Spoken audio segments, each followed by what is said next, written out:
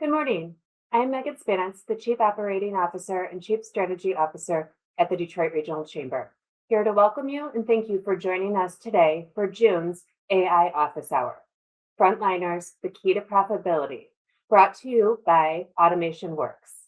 Today, Ida Birdhill, Chief Executive Officer of Automation Workz, will focus on how your business can unlock the value of artificial intelligence by empowering frontline employees to ensure technology investments provide measurable returns. Drawing on insights from her book, Culture Rewired: Unleash Your Inner AI CEO, Ida will explore how organizations like yours can deploy AI to increase productivity, reduce costs, strengthen customer loyalty by giving your frontline teams AI tools and skills. I want to thank Ida for partnering once again with the Chamber and leading today's discussion. Before we get started, I have a few items to note.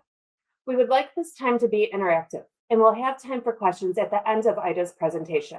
If something Ida says prompts a question, please put it in the comments section. The comments area operates like a chat. I will join Ida after the presentation and moderate your questions. A recording of this session will also be posted on the Chamber's website later this week. Now it is my pleasure to turn this session over to Ida Birdhill, Chief Executive Officer of Automation Workz. Good morning. Thank you, Megan. I'm so excited to be here.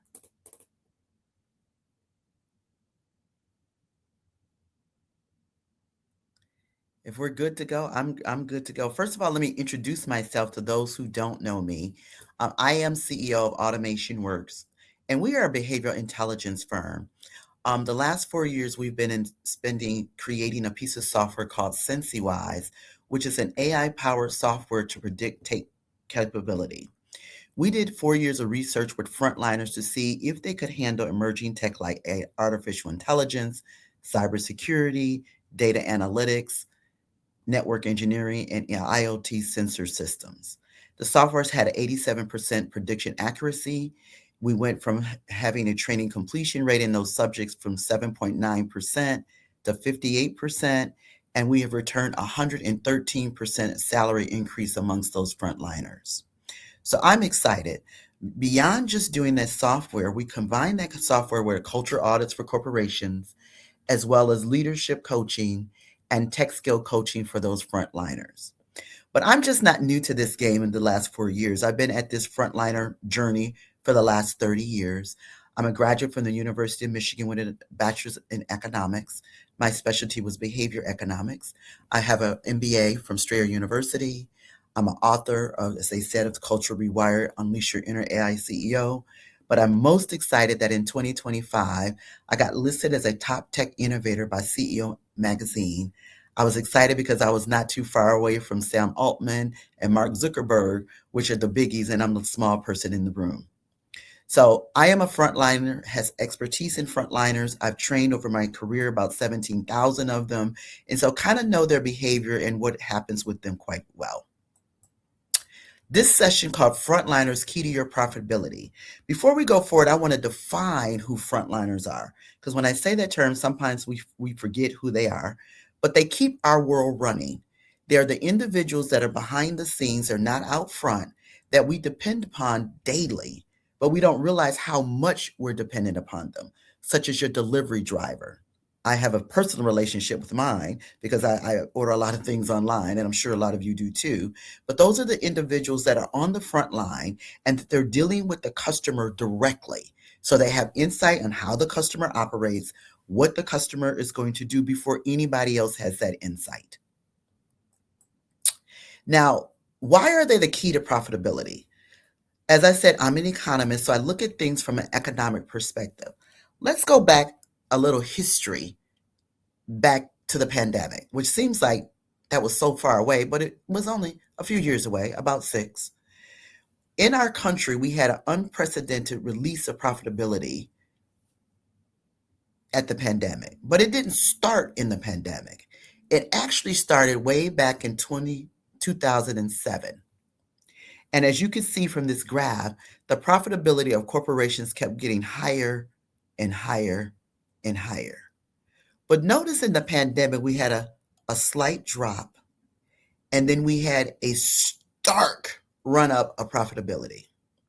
Now, when you talk about that profitability, most of that has been assigned to Silicon Valley and the technical industry.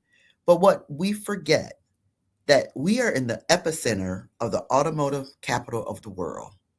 And while Silicon Valley controls consumer apps, we control anything that is industrial and robotic. So as you can see from the graph to your right, when you look at the robot purchases in our country, notice that the automotive industry outpaced every industry combined in the purchase of robots.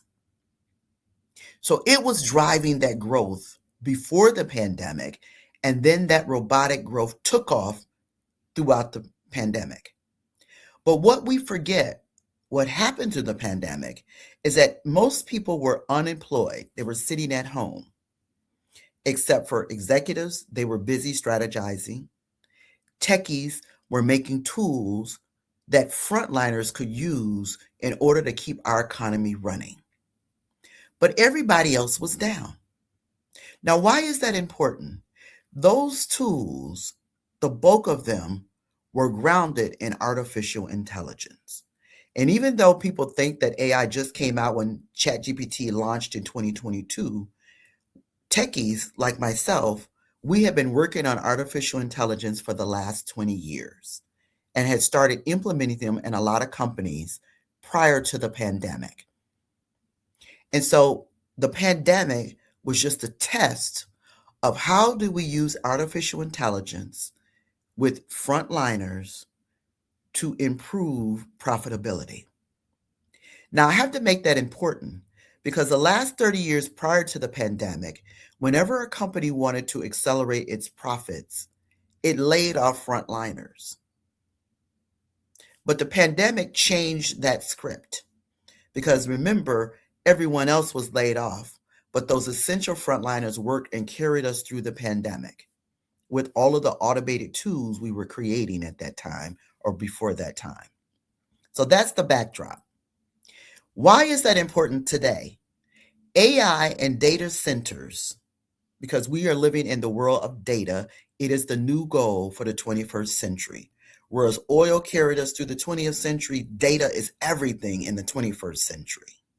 And AI and data centers are requiring that skilled trades are going to meet technology to drive the future. Why is that? There are three infrastructures that are created with artificial intelligence and data centers.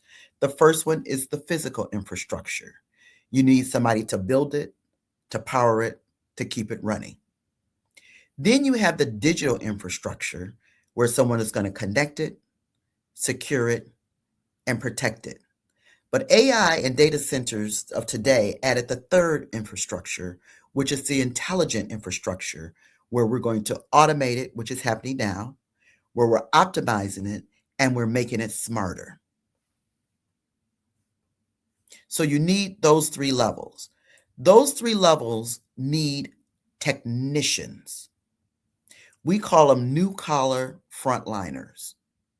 They're no longer blue collar. They're not white collar management.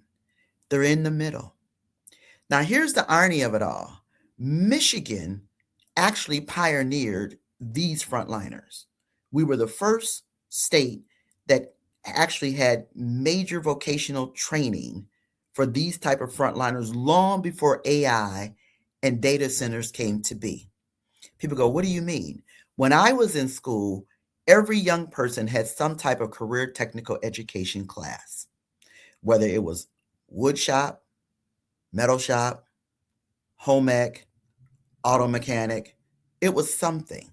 So even if you were on your way to college, you still got career technical education because that was the core of Michigan's economy, and we kind of pioneered it. Now it has taken on a new look where we're combining skilled trades with technology to create this new person in this AI age. Why is that important? If we cannot find or groom these people, we are losing $1 trillion of economics every year. That is hefty because right now there is a shortage of about 5.9 million of these people.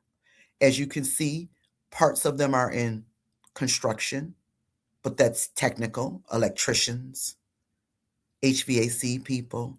Even now, plumbing is becoming quite technical, and welders. Then you have data technicians, the traditional network technicians, cybersecurity, robotics, industrial maintenance, and semiconductor technicians.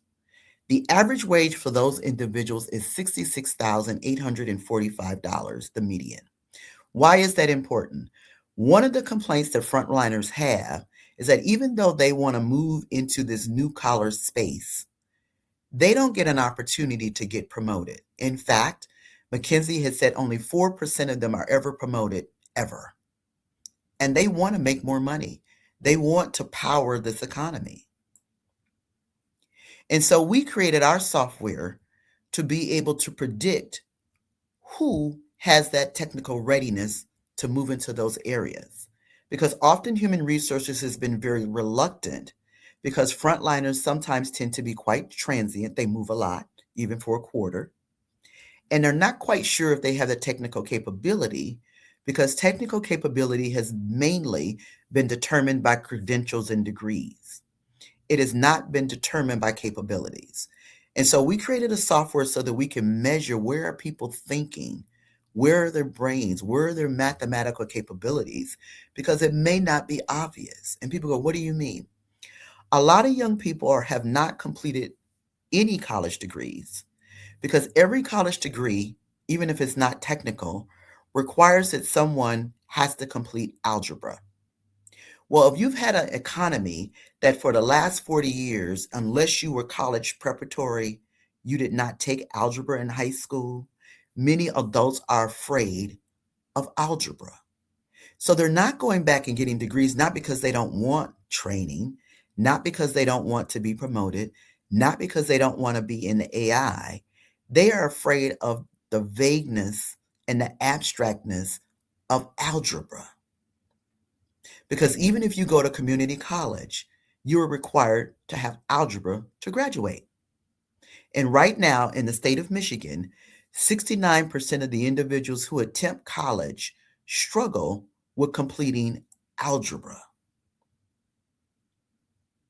So they may not ever get a college degree, but that doesn't mean that they're not capable of doing hands-on skills-based activities, such as installing equipment, such as monitoring the cybersecurity of that equipment, such as monitoring its operation, such as optimizing how data centers operate. Those are all hands-on skills, and they are very capable to do so. And so we created that software to be able to prove that they're capable. And in fact, of the young people that we have trained the last 350 of them the last 4 years, very few of them had a degree, but they're in slots for degreed people. And I'll give you a good example. We have a young man by the name of Jerry, and he actually ended up getting a job at Amazon Web Services. He completed our network engineering. He actually sits in a data center. Well, when he was laid off, he was making $58,000 a year. When he did his training, he left us for Amazon at $96,000, which is equivalent to a salary of a college degreed individual. He tells me he's currently in a training program for AWS, and when he completes at the end of December, his pay will be increased 131,000, which that's a hefty to go from 54 to 131.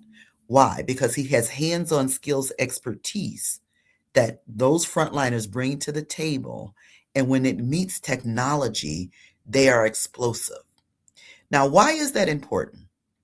Right now, because of the growth of artificial intelligence, we need people to manage all of that output and everything that's around it. And people go, why is that? Because AI is nothing but automated data. It's data. And for decades, we hired people in the middle to crunch that data manually. Now AI is actually compiling that data and finding patterns, solving problems that had not been solved. because it can compile that data faster than any human. But you cannot turn the AI 100% loose. And that's where these new collar frontliners come in. Their job is to oversee that data, and they have the capability to do so. And that's where they are the key to our profitability. Now, for us, we noticed that we got 87% accuracy amongst that population, that they are capable of doing AI, cybersecurity, data analytics, IoT sensors, and network engineering, which means they could funnel from the beginning of the construction process all the way through the optimizing process of artificial intelligence and be able to do the hands-on work. So that's our belief. But we realized we were not by ourselves. I was at a conference and got a chance to meet the Palantir team. And one of the things that the Palantir team has said, that their CEO says all the time, that those frontliners, because of artificial intelligence, are now very valuable and irreplaceable. So we have been advocating to most employers, instead of laying off those frontliners, equip them to manage the process from construction through optimizing as we move through this AI age. And we believe that they can do it. In fact, we have 350 people as proof that they can do it. As you can see on your screen, these are some of the individuals who've had increase in incomes, and a lot of those incomes have been quite hefty. And once they make those incomes, they are definitely loyal. They don't move. They don't leave. You have an individual who's going to be there and be entrenched. So we have been advocating that businesses look at frontliners a little differently, not that they're disposable, because as Alex Carpet-Palantir said, as well as other CEOs like Jim Farley, who's locally here, like Ryan Maybach at Barton Mello, that they are very, very valuable, and that we're going to need them to groom them up as we move through this AI age. So we believe that if you look at them differently and look at how they add to the process of this artificial adoption, AI adoption, you will also see that they are profitable, which is why at the beginning of the pandemic and all the way through 2024, you have seen corporate profitabilities rise higher than they've had in the past 70 years, driven by those hands-on skills of those frontliners. Now, unlike our other AI office hours, we are opening up the office hours now for questions. So if you have questions, feel free to put them in the comment box and ask any question that you want about frontliners and how they fit into this profitability stage. And thank you. And again, I'm Ida Bird Hill, and I'm the author of Culture Rewired, Unleash Your Inner AI CEO. We perform those culture audits. We do leadership coaching, and again, tech skill coaching amongst frontliners.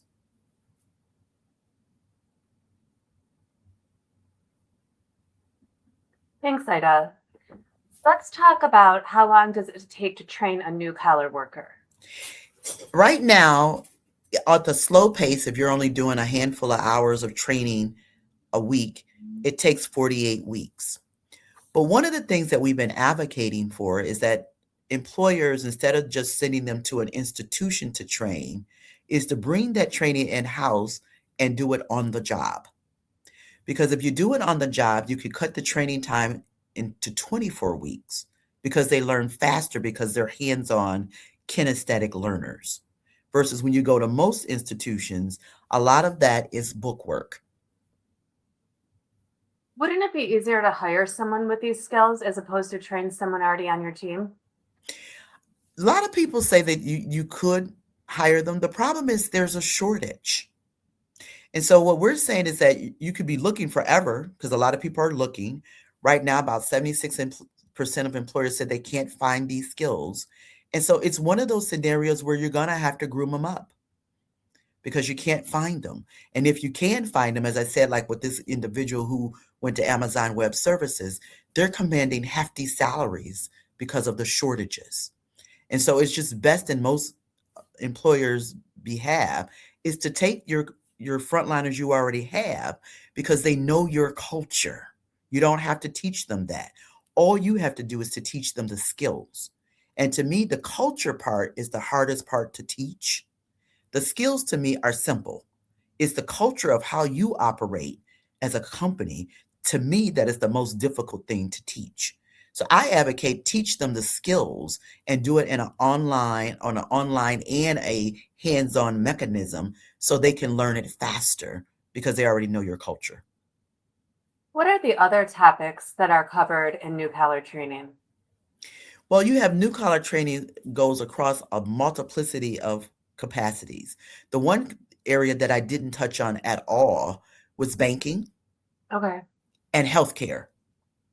Now, healthcare to me is an industrial facility because they use the same robots that an industrial factory use. They're the same companies. So you have GE that makes robots for an industrial facility factory. It also makes robots for the hospital. You need the same type of new collar frontliners to operate those machines. Like, say, for example, when you go and you get a CAT scan, that is not a doctor who's managing that robot. It is an actual frontliner who's managing that, who has specialized vocational training. The same thing when you go into a MRI machine. It's a robot. It's still managed by a new collar worker. So we didn't talk about those specifically because those have different requirements because they're dealing with people's health. But because we are aging, baby boomers is the biggest population ever, and they don't want to die. So they're investing into healthcare. Healthcare is growing like a weed, and it's going to need more and more new collar workers as we move down the path because technology and AI is moving quite quickly into healthcare. Tell us a little bit more about the SensiWise program. Like what businesses are, you know, is there any industry or business that wouldn't be a fit? What ones are the biggest fit?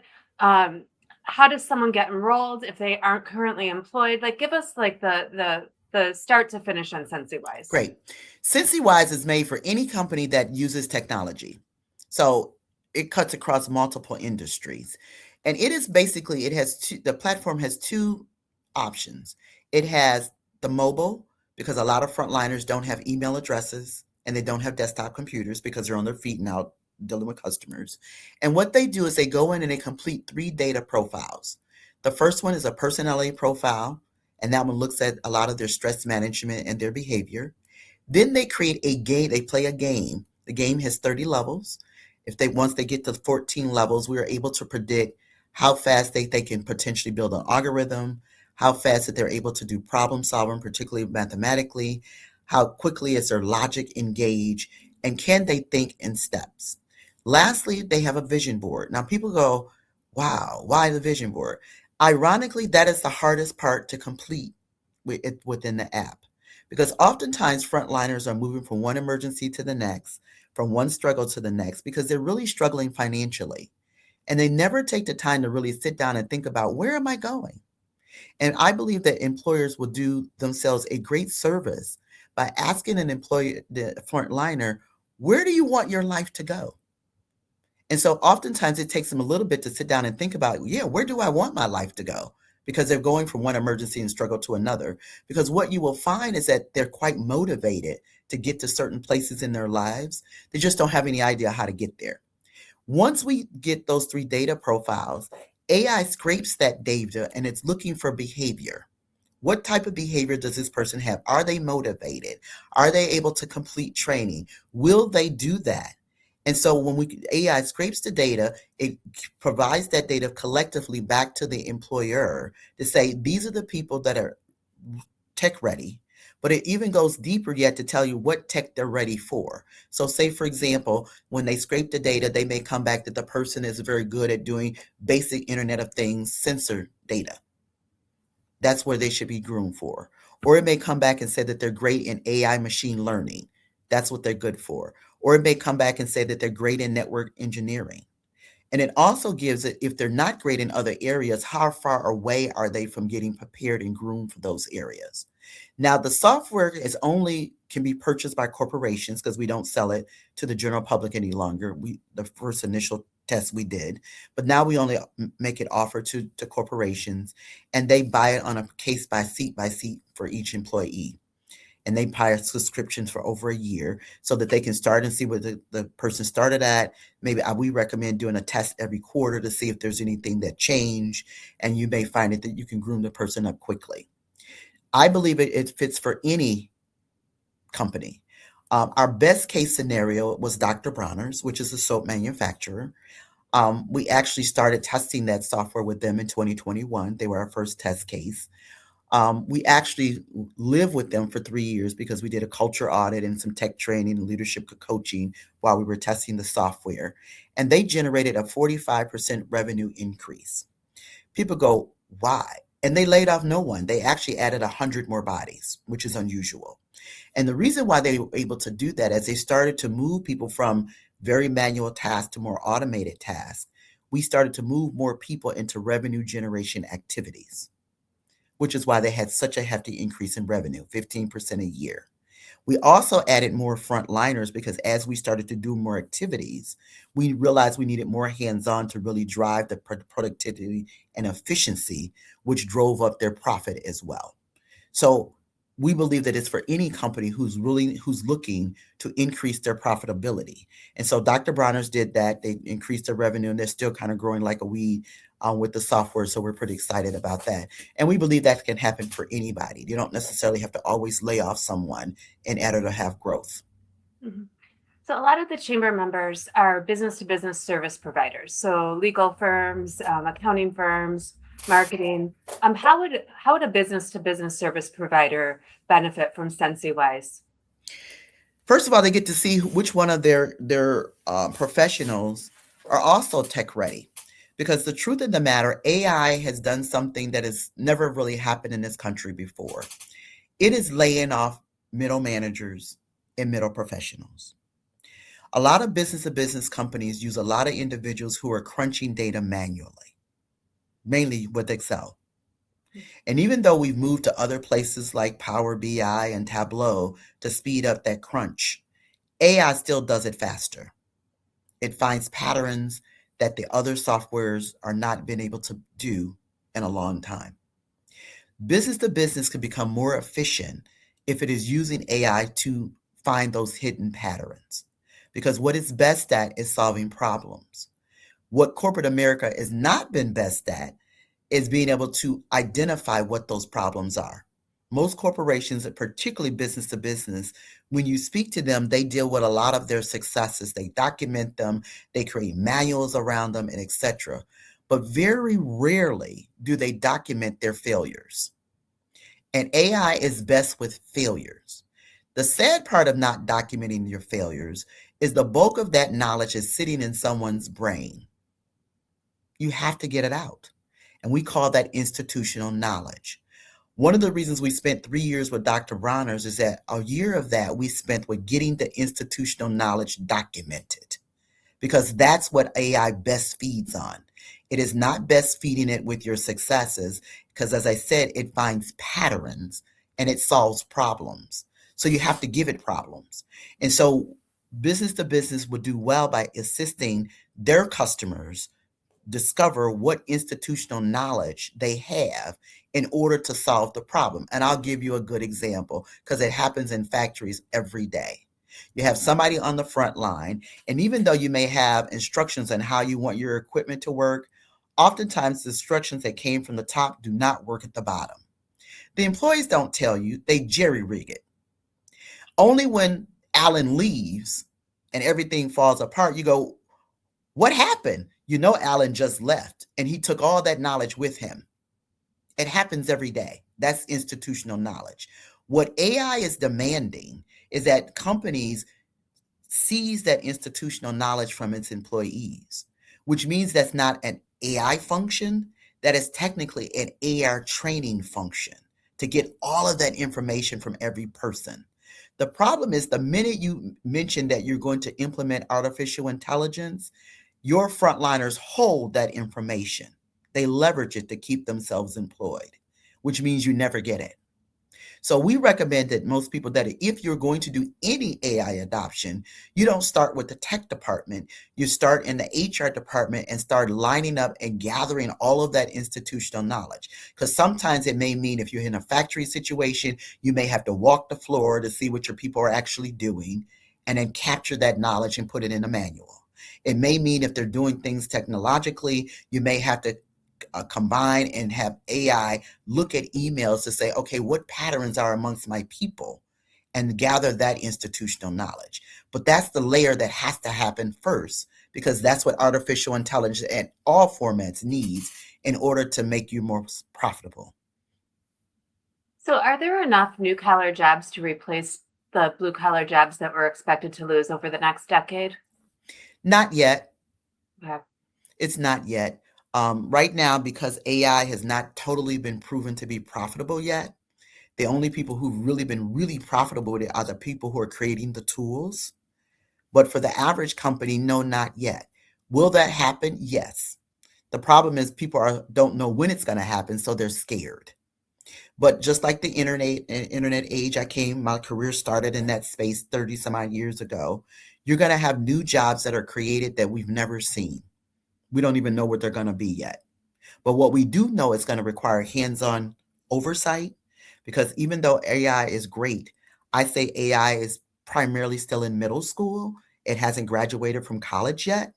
And as Mhm. long as it's in middle school, it needs to have oversight. And you need to have multiple types of places where it has oversight. So some companies have decided that they're going to let it go full blast and they're retrenching because that did not work out. You need oversight. And so until it graduates from college, it needs to have different levels of oversight, starting from the very beginning of the building phase of these centers and factories and companies, all the way to the optimizing smarter space. Now, is it growing faster? It is. I tell people in kindergarten to middle school, most technology takes about 10 years. AI did it in 4. So I anticipate that it will get to college in the next 4, which is fast because normally it takes about 20 years for the technology really to mature, and it is maturing faster than any technology we've ever had in this world. Wow. How will frontline roles evolve as AI becomes more integrated into daily work? Well, they're going to have a lot of different tools.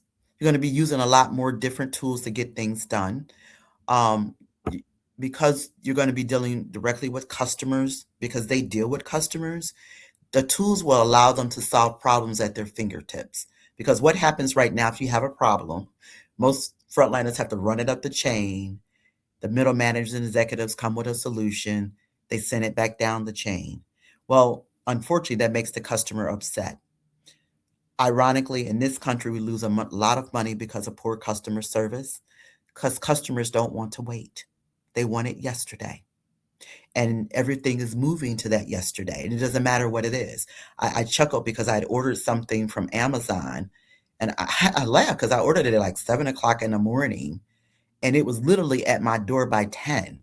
I went, how the hell did they do that? But I realized there's an Amazon center that's now not that far from my house. So they just pulled it right off the shelf and then sent it over. That's real time of what's happening today. And so customers don't want to wait. And so that means everybody wants everything faster. So the tools are making accelerating things to make it faster so that frontliners can deliver customer service faster. So you're going to get more and more tools. They're going to use more and more tools so that they can be able to service the customer because you do still need interaction with the customer. Even though I know people using AI to do artificial intelligence, you still need some oversight with the customer because sometimes AI hallucinates and it does crazy things. So talk to us a little bit about tech skill coaching. Tech skill coaching is a little bit different than training. Training in the old school days is that you go up into a whiteboard or even a visual virtual board here and you instruct and give people knowledge. They regurgitate the knowledge back to you. What tech skill coaching is that instead of me doing that, I'm going to give someone a game, a simulation, and have them coach them through doing the actual work in that simulation or game. So they're picking up skills.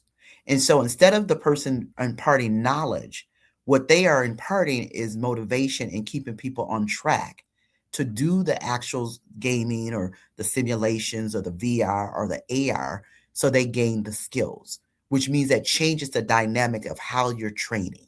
So instead of people just getting knowledge and then they're trying to figure it out on the job, they're learning as they go and they can implement it as they go. And now the teacher is not the core of the process. The teacher is the guide on the side to help the training facilitate to keep people on target. And so we find that it tends to be much more effective. Now, we didn't create tech skill coaching. I borrowed it from IBM. They're one of our training providers, and I happened to be at one of their facilities and said, "What are you guys doing?" And they were like, "Oh, tech skill coaching." But because they're not in the business of training, they just kind of shelved it. So we borrowed it from them. And so we've been implementing that across the country, and we just find that it tends to be a lot more effective. We find that the hands-on skills that people are acquiring are stronger. We find that they're able to acquire them faster. Now, people go, "Why is that so important?" Our country, not just children, but adults, are addicted to video gaming. They love it. And so, because they are addicted to video gaming, they could do serious games for training and digital simulations faster than doing book work at a traditional curriculum. And so we just use it to that advantage. That's a natural thing for them. They have this hand-eye coordination. And so the tech skill coaching uses that in order to train them. So if they're on a job training scenario with that, they move faster because they're like in a big video game. Who would you recommend for tech skill coaching for someone that wants to start their career and be AI skilled?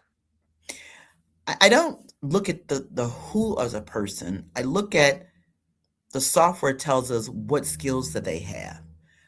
But we are always looking for gamers, people who have a natural inclination to do video gaming. And that is because video gaming and any technology is built on an algorithm. Now, when we say that, we think, "Oh, this is such magical." It's not. All an algorithm is step-by-step instructions. So a person who's a cook who follows a recipe, they can build algorithms because a recipe is an algorithm. It's step-by-step instructions. It's very hard to teach people how to do step-by-step instructions, but once they understand how to do step-by-step instructions, you could teach them any code, any tool, anything that relates in tech, because everything is based on instructions. And so a lot of times we think that people have to be this genius, they have to be this mathematical genius. That's not the case. Can they create and or follow step-by-step instructions? And if they can do that, they could do artificial intelligence. They could do machine learning. They could do coding. And that's why we're saying that frontliners are now the key to the profitability, because we need as many of those frontliners in the tech space, because skilled trades has met technology, and technology is going to continually bleed into skilled trades across the board, across construction, across everything. I watched a video a couple years ago and how in China that they are doing rolling out asphalt with robots. Well, you still need a frontliner to oversee that equipment. You just don't leave it to the robot because you want to make sure it gets done right. You need somebody who understands not only how to lay asphalt, but how to operate a robot. So the skilled trades have now met the technology. Or you have individuals who saw another video how they're building houses with robots. You still need somebody to oversee the building of that house. It may not, you're building a large part of it in a factory versus out on the site, but you still need somebody who's going to build it right in a factory and who understands construction, so that they can make sure that when they build it to the right specifications according to the blueprint. And even though you may have a robot involved, and you want to make sure that the robot is on target, because as I said, it's still in middle school. It hasn't graduated from college yet. So I don't look at the type of person. I look at the capabilities of the person and can they follow step-by-step instructions? And that's what our software kinds of looks at. And then if they have the motivation to go through the training, because that's the other half of the issue. Because some people may have the will to do it, but they don't have the capacity to want to complete it. And so you have to also look at the behavior. Do they want to do it? And if they do, then that's how you groom them upward. So to any frontliner, they're open. So talk to us a little bit about agents. We had a AI office hour a couple months ago where agents were the hot topic. The chamber's just kind of working on implementing the concept of the agents. Um, what is your perspective? Do they work best alongside employees or in tandem? We heard, think of an agent as an intern. Is that really true? Tell us a little bit about that. I use agents myself, but we still oversee because one of the things that with AI, as I said, is in middle school, it does make glitches. But you need to have somebody who's knowledgeable to catch the glitch before it becomes dangerous. And oftentimes we forget that. I'll give you a good example, and I don't want to throw them underneath the bus, but I am going to throw them underneath the bus. Amazon created a coding agent and laid off a lot of coders. Well, they had a major glitch that took down half the Eastern Seaboard who were using Amazon Web Services because they had no overseer. You still got to have overseers who are going to manage the task. So even though they had laid off all those coders because they had no oversight, but after they took down half the Eastern Seaboard, and I know we were one of those because we use AWS, we were down for 2 days. That was not a good feeling. It shut down lots of businesses. So now they've gone back to hiring people to oversee because you can't just leave it 100% as an agent because, as I said, it hasn't fully grown up yet. And it just needs, it's like a parent. You don't just turn your child loose to drive a car. You wait till they get to the age and then you let them drive when they've gotten their license. AI is the same way. It still needs parents. And so until it gets to a point where it has gotten its license that we can trust that it doesn't have hallucinations and it doesn't do strange things, it needs to have oversight at all times. A couple weeks ago, the chamber just wrapped up our Mackinac Policy Conference, and data centers were kind of a hot topic on the island. And a lot of business people talked about the fact that Michigan needs to be open to welcoming them into our state, that they're critical to our economic future. But we know from recent polling that we've done that there's a public perception issue on data centers. So I want to kind of turn the floor over to you to talk about your point of view and how critical, if they are, to kind of Michigan's future in AI, and kind of what is your take on data centers? I'm going to roll it backwards because I think that when you add AI and data centers, it changes the conversation. But I'm going to take it back to what I call Internet of Things devices. Every Internet of Things device has a data plan. And whether we want to talk about it out loud or not, we love our data. We send text messages that is driven by data plans. We are on our phone. We got apps that's driven by data plans. Well, when you look at the Internet of Things devices, they said that we would be at about 20 billion by 2025. Right now, we have 100 billion devices. So if I just set AI to the side for a minute, I need data for those devices. And let me put it in perspective. People say, that is unrealistic. No, it's not. Let's talk about the typical family of 4. They have 4 smartphones, minimum. Then if I have 2 people who are employed, they got 2 from their job. So that's 6 smartphones.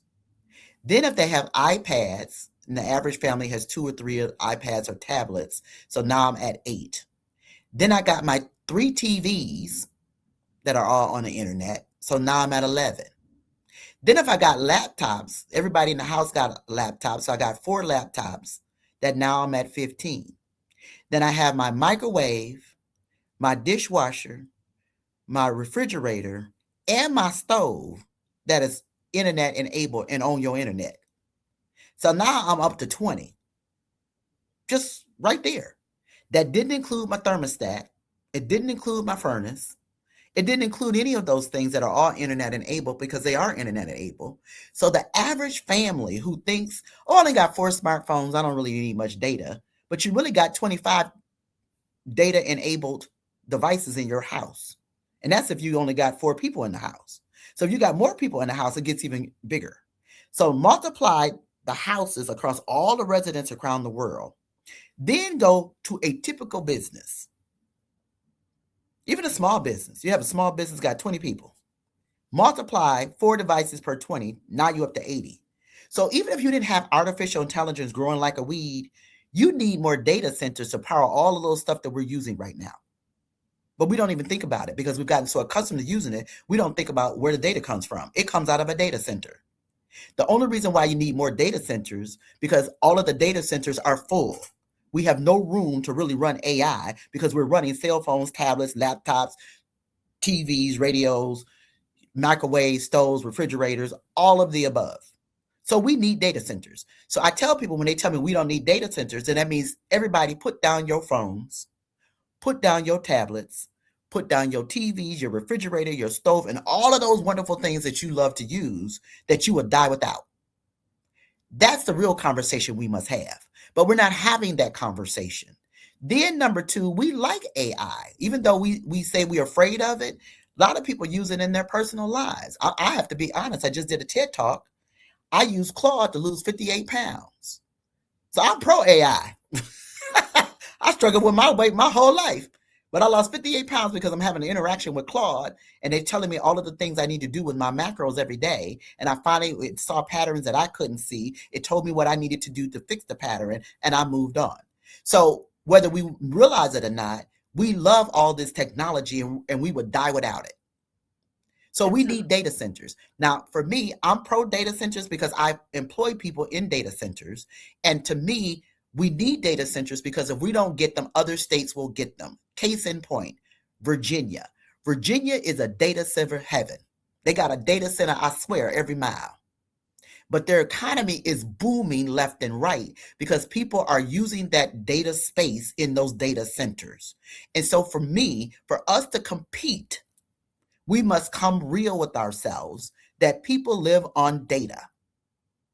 Now, we are the automotive capital of the world. We use more data than anybody because we power some of the biggest factories there are in the world. We have got to have those data centers in our backyard because it makes us faster. It makes us more profitable. It makes our economy grows because if someone's making 50,000 and they go get a job at making 96,000, which we have done, that's a game changer. Not only a game changer for the individual, it is a game changer for the cities who are taxing. It's a game changer for all of the stores that people are spending at. It makes for a big economy, but people are fighting it. Now I say, and maybe because I live in Michigan, we are the Great Lakes state. When people use the argument is going to affect our water, I have to scratch my head and say, but we got more water than most states. That is not our issue. We need to have a different conversation. But I think it's because people are afraid of AI. They're thinking about the science fiction movies that AI is going to take over. AI, as I said, is in middle school, and middle schools don't take over from anybody. They still need their parents. Artificial intelligence still needs its parents, its overseers. And I just believe that if Michigan rolls back their negativity about data centers and really stepped up to the plate and embraced it, we could fastly move ahead of other states. In fact, when that legislation came to the table, to the legislature to get that passage, I joined our Consumers Energies and DT Energies and Amazons and Googles and Meta and helped push that thing over because I believe that so strongly. So I say to people, if you're afraid of it, use it for yourself personally because AI is wonderful. It's the most wonderful invention that we have ever had in this country, except for the wheel. It mimics the wheel. The wheel was important to us. AI is going to be important to us, but we have to drive it. Now, the thing we don't understand, we think that Silicon Valley is driving artificial intelligence, and I'm going to say it's the automotive industry. When the patent agency decided to put a patent office outside of DC, the first one went to Detroit, and that is because the automotives are research and development gurus. That's what we do better than most. We have had artificial intelligence patents on the books since 2000. So for us to be fighting it, it's like it makes no logical sense to me because we are driving it even in our cars. Right now, the car to me is a computer. It has 900 to 1,200 chips, semiconductor chips. We're even driving the semiconductor industry, which needs AI. We're driving that because a phone may have one chip, maybe two, but a car has 900 to 1200. So we're driving these industries, but we're not benefiting from it because we're fighting the new technology. And I just said people need to scale back and say, okay, since we driving it, we might as well own it 100% and run with it. And that's all we're trying to do right now with the data centers. Since we're driving the industry, we might as well own it and profit from it. So you mentioned Claude. We're using at the Chamber of Copilot. There's a lot of different platforms out there. There's paid for platforms, there's free versions.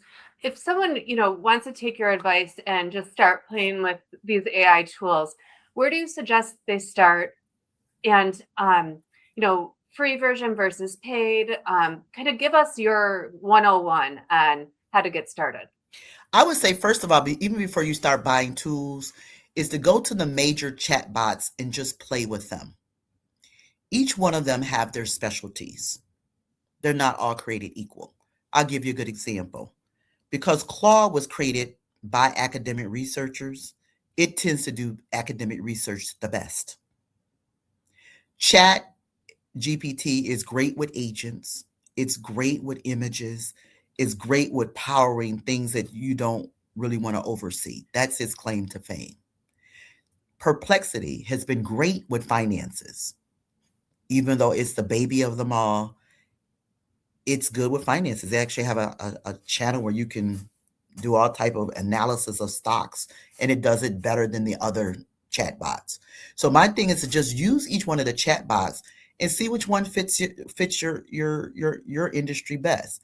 I tend to use a lot of them because it depends on the task. So if I'm going to do something financial, I go to Perplexity. If I'm going to do academic research, I go to Claude. If I'm doing marketing and imageries and videos and stuff like that, agents, I go to Chat. So each one of them has their different specialties, and you need to know what specialty you need most. So I actually pay for all of them. The third thing is that because I have a development team and we deal with software, we do a lot of coding via those chatbots. Right now, at the top of the charts has been Claude. So, what are your favorite podcasts or resources, e-newsletters that some of our participants today that want to get started with AI should think about subscribing to, listening to? I would say the AI Journal. I read a lot from them. The AI Report, and then it's a new online newsletter called Business Insider. It deals with a lot of technology and a lot of things that you don't see in the other Wall Street journals and Barron's and stuff like that sort, to get news about what's happening so that you can see all of the different crazy things that you can do with the technology. But it's a game changer. It can increase profitability like it's no tomorrow. Now, the problem is, there is a problem. I would not put my personally identifiable information into any of those chatbots. Okay. I would put it in a closed system. We did a book read recently with IBM Watson X. And the reason why we did that with them, because they are a closed system. If you're going to be doing real serious and you need to put company trade secrets and things, you don't want to put it in an open system like Claude, Chat, Perplexity, Grok, because now they're using your information to train on, and it could potentially have leakage. You need to go to closed systems. And so you're finding there are other companies that are creating closed systems to protect that information. And so a closed system is when you're actually paying for the subscription. Exactly. Is that correct? You're paying for a subscription, and you're also paying for support, and you're paying that it's not open. So IBM Watson X is a closed system. Or you're like people are using a lot right now lately, Palantir. It's a closed system. It uses artificial intelligence, but the data does not get leaked out of the company that is using it. So I would say that when you get real serious, you need to start moving to closed tools so that your information is protected. Mm-hmm. So we're about to wrap up. Any final words or thoughts for our audience today? Yes, I'm going to say don't be afraid of AI. I believe that people who jump on it at the very front of this transition is going to benefit the most. You may need a coach. One of the things that Automation Workz does is we coach companies on how to implement this properly, because it's not just about the technology. It's really about the people. It's how do you redeploy people to get higher profitability. And so if you look at it just as a technology issue, you will put technology on top of what I call clutter and junk, and you will get no profitability. So what has to happen, I tell all companies, and even all the companies that we service, we go in and clear out the junk. And sometimes we don't want to deal with the junk. But we help hold people's hand and coach them through getting rid of their clutter. It's like at your house, you love your clutter, you hold on things forever, but sometimes you just got to get rid of it so you have a better looking place. Corporations are no different. They have to get rid of their clutter, they got to get rid of their baggage, and then you put the technology on top. So the recommendation I give people that before you give it to the tech people, you need to go over to the HR people and talk about your clutter. Now people go, why? They don't do techies. No, but HR people, they protect the companies from all type of potential lawsuits. And most HR departments know where all the junk is. They know where all the dead bodies are. Their job is to keep that stuff packaged and cleaned up so it doesn't get to the outside world. So to me, any AI adoption really starts with that community, to tell them this is what you're thinking of doing and let them clean up the clutter for you first. Okay, Tell Ina. you where the problems are, because those are Yeah. the things, the problems that you're going to feed into artificial intelligence. But what I see, it happens in the reverse. People start an AI adoption, it doesn't go anywhere. Now they want to bring in HR. It's too late. You done let the cat out the bag. The employees don't want to cooperate because they think you're going to lay them off. So they're not going to give you any of the problems and institutional knowledge. And it just becomes a hot mess. So I just tell people, start with the culture first. Start with Okay. HR, have a long conversation with them about what you're trying to do, and let them strategically help you get to profitability. Well, I want to thank you so much. You're a dear friend to the chamber. We thank you for joining us today. Um, Everyone that is on the call today will receive a survey, and we hope that you complete it. We've done these programs for a few months at this point, and your feedback on how we shape the AI office hour going forward is critical. We're actually going to take the month of July off, and we'll be back on Wednesday, August 12th, with a session hosted by Boston Consulting Group. Registration will be linked in the thank you email you received later today.